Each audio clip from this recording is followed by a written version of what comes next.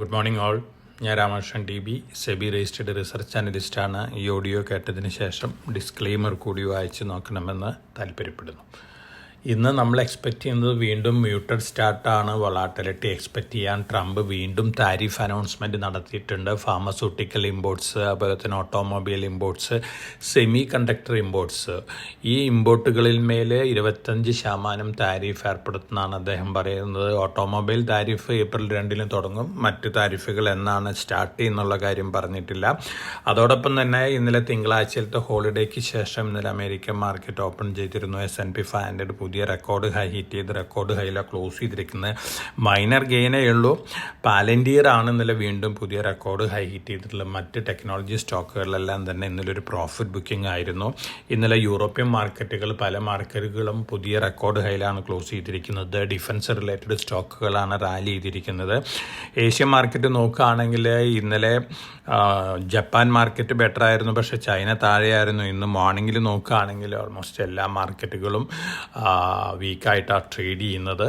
Automobile tariff തന്നെയാണ് ജപ്പാനിൽ ഒരു ഇടിവുണ്ടാക്കിയിട്ടുള്ളത്. ജപ്പാൻ്റെ എക്സ്പോർട്ടിൽ 28% അമേരിക്കയിലേക്കുള്ള ഓട്ടോമൊബൈലാണ്. അമേരിക്കയിലേക്കുള്ള എക്സ്പോർട്ടിൽ 28% ഓട്ടോമൊബൈലാണ്.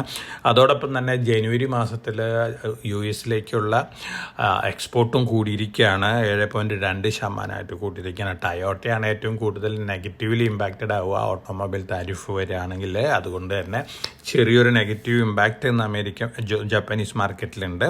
പക്ഷേ ബാങ്ക് ഓഫ് അമേരിക്ക ഒരു ഫണ്ട് മാനേജേഴ്സ് സർവേ പറയുന്നത് ഏഷ്യയിലെ ഏറ്റവും കൂടുതൽ റെക്കോർഡ് അലോക്കേഷൻ ഈ വർഷം നൽകാൻ പോകുന്നത് ജപ്പാനാണെന്നാണ്. അത് കഴിഞ്ഞ് കഴിഞ്ഞാൽ തൈവാനാണ്. ഇന്ത്യയുടെ കാര്യം നോക്കുകയാണെങ്കിൽ 2 കൊല്ലത്തെ ലോവർ ലെവലിലുള്ള അലോക്കേഷനാണ് വന്നിരിക്കുന്നത്. ഇന്ത്യയിൽ പൊതുവെ ഇൻഫ്രാസ്ട്രക്ചർ, കൺസ്യൂമർ സെക്ടർ സ്റ്റോക്കുകളാണ് പ്രിഫറബിൾ ആയിട്ട് ഫോറിൻ ഫണ്ട് മാനേജേഴ്സ് സെലക്ട് ചെയ്തിട്ടുള്ളത്. ചൈനയെ സംബന്ധിച്ച ഒരു കോഷ്യസ് അപ്രോച്ചാണ്. എന്നിരുന്നാലും ചൈനയിൽ ടെക്നോളജി സ്റ്റോക്കുകളിൽ പോസിറ്റീവാണ്. ടെലികോം സ്റ്റോക്കുകളാണ് പൊതുവെ ഈ ഫണ്ട് മാനേജേഴ്സ് സർവേയിൽ ഫേവർ ചെയ്തിരിക്കുന്നത്. അതോടൊപ്പം തന്നെ ചൈനയിൽ നോക്കുകയാണെങ്കിൽ ആർട്ടിഫിഷ്യൽ ഇൻ്റലിജൻസ്, സെമി കണ്ടക്ടർ സ്റ്റോക്കുകളാണ് ഈ സർവേയിൽ ഫേവർ ചെയ്തിരിക്കുന്നത്. ഇനി നമ്മൾ അമേരിക്കയിലത്തെ കാര്യം നോക്കുകയാണെങ്കിൽ റിപ്പബ്ലിക്കൻ പാർട്ടിയിൽ തന്നെ പല ഒപ്പോസിഷൻസൊക്കെ ട്രംപിന് വന്നു തുടങ്ങിയിട്ടുണ്ട്. അതുകൊണ്ട് തന്നെ പല ഡിസിഷൻസും മാറി മറിയാനുള്ള സാധ്യതകളൊക്കെയുണ്ട്. ഇതൊക്കെയാണ് അമേരിക്കൻ റിലേറ്റഡ് ന്യൂസ് ഫ്ലോസ്. ഇനി നമ്മൾ നമ്മുടെ മാർക്കറ്റ് നോക്കുകയാണെങ്കിൽ വീണ്ടും വൊളാറ്റിലിറ്റി ആയിരുന്നു ഇന്നലെ. ഓൾമോസ്റ്റ് ഫ്ലാറ്റ് ക്ലോസിംഗ് ആണ്.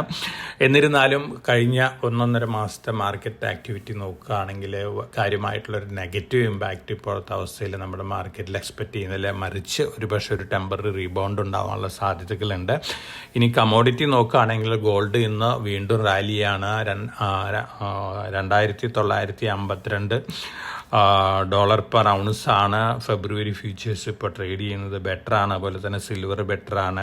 അലുമിനിയം, സിങ്ക്, ഈ കമോഡിറ്റികളെല്ലാം ബെറ്ററാണ്. നാച്ചുറൽ ഗ്യാസും ബെറ്ററാണ്. കാരണം അമേരിക്കയും റഷ്യയും തമ്മിൽ നടന്നിട്ടുള്ള ടോക്ക് ബലവത്തായിട്ടില്ല. ഉക്രൈൻ റഷ്യ തമ്മിലുള്ള വാർ നിർത്തുന്നത് സംബന്ധിച്ചുള്ളൊരു ടോക്ക് ഉണ്ടായിരുന്നു സൗദി അറേബ്യയിൽ. അത് ബലം കണ്ടിട്ടില്ല. അതുകൊണ്ട് തന്നെ നാച്ചുറൽ ഗ്യാസ് വീണ്ടും മുന്നേറിയിരിക്കുകയാണ്. ഇന്ത്യൻ റുപ്പി 86.91 ലെവലിലാണ് US ഡോളറിന് അഗൻസ്റ്റ് ആയിട്ട് ട്രേഡ് ചെയ്യുന്നത്. ഇനി നമ്മൾ സ്റ്റോക്ക് സ്പെസിഫിക് ആയിട്ടുള്ള ആക്ഷൻസൊക്കെ നോക്കുകയാണെങ്കിൽ പോസിറ്റീവ് ന്യൂസ് ഫ്ലോസ് ഉള്ള സ്റ്റോക്കുകൾ Bharat Forge positive news flows ഉണ്ട്. അതുപോലെ തന്നെ Tata Steel positive news flows ഉണ്ട്. Mahindra Life Space positive news flows ഉണ്ട്. റിലയൻസ് ഇൻഫ്ര സോളാർ പാനൽ മാനുഫാക്ചറിങ്ങിലേക്കും അതുപോലെ തന്നെ കമ്പോണൻറ്റ് മാനുഫാക്ചറിങ്ങിലേക്കും കിടക്കുകയാണ്. PNBയുടെ ഒരു ബ്രാഞ്ചിൽ 270.57 കോടി രൂപ ഫ്രോഡ് റിപ്പോർട്ട് ചെയ്തിട്ടുണ്ട്. Reliance battery manufacturing PLI 2 10 gigawatt hours battery order ലഭിച്ചിട്ടുണ്ട്. സെക്കൻഡ് ഓർഡറാണ്. ഫസ്റ്റ് PLIയിലും റിലയൻസിന് ഓർഡർ ഉണ്ടായിരുന്നു. അവിടെ തന്നെ റിലയൻസ് ധാരാളം പോസിറ്റീവ് ന്യൂസ് ഫ്ലോസ് ഉണ്ട്. അപ്പോൾ ഫർദർ ലിമിറ്റഡ് നെഗറ്റീവ് റിയാക്ഷനാണ് മാർക്കറ്റ് ഫാളിൽ നമ്മൾ റിലയൻസിൽ എക്സ്പെക്റ്റ് ചെയ്യുന്നുള്ളൂ.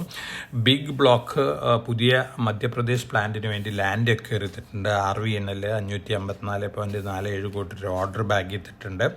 വേദാന്തയുടെ ഡീമർജർ ക്രെഡിറ്റേഴ്സ് അപ്രൂവ് ചെയ്തിരിക്കുകയാണ്. 53% ക്രെഡിറ്റേഴ്സ് അപ്രൂവ് ചെയ്തിട്ടുണ്ട്.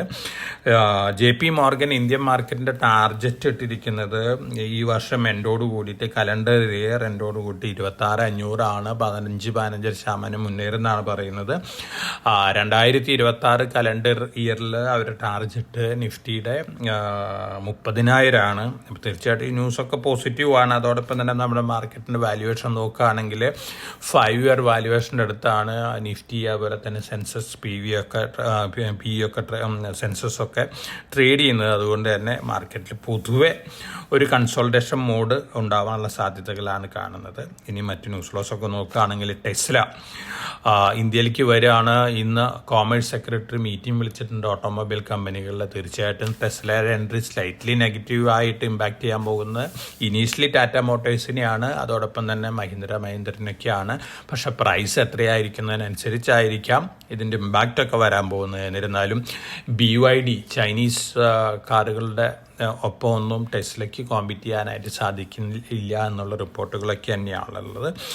ഇതൊക്കെയാണ് മാർക്കറ്റ് ന്യൂസ് ഫ്ലോസ്. വളരെ കോഷ്യസ് ആയിട്ട് മാർക്കറ്റിൽ മൂവ് ചെയ്യുക. അതോടൊപ്പം തന്നെ എലോൺ മസ്കിൻ്റെ X.AIയുടെ ഗ്രോക്ക് 3 ലോഞ്ച് ചെയ്തിട്ടുണ്ട്. ഏകദേശം കമ്പയറബിൾ പെർഫോമൻസ് ആണ് OpenAIയുടെ ChatGPT O1 ഒക്കെ ആയിട്ട് കമ്പയർ ചെയ്യുമ്പോൾ. തീർച്ചയായിട്ടും ഇതും വീണ്ടും കോമ്പറ്റീഷൻ ഉണ്ടാക്കുകയാണ് ആർട്ടിഫിഷ്യൽ ഇൻ്റലിജൻസ് രംഗത്ത്. തീർച്ചയായിട്ടും ഇത്തരത്തിൽ ന്യൂസ് ഫ്ലോസ് ഒക്കെ അതാത് സെക്ടറുകളിലൊക്കെ ചെറിയ ഇമ്പാക്റ്റുകളൊക്കെ ഉണ്ടാക്കിയേക്കാം. അപ്പോൾ വളരെ കോഷ്യസ് ആയിട്ട് മാർക്കറ്റിൽ മൂവ് ചെയ്യുക. എല്ലാവർക്കും നല്ലൊരു ട്രേഡിൻ്റെ ആശംസിച്ചുകൊണ്ട് ഞാൻ ഇന്നത്തെ പ്രീ മാർക്കറ്റ് കമൻറ്ററിയോട് അവസാനിപ്പിക്കുകയാണ്. Thank you.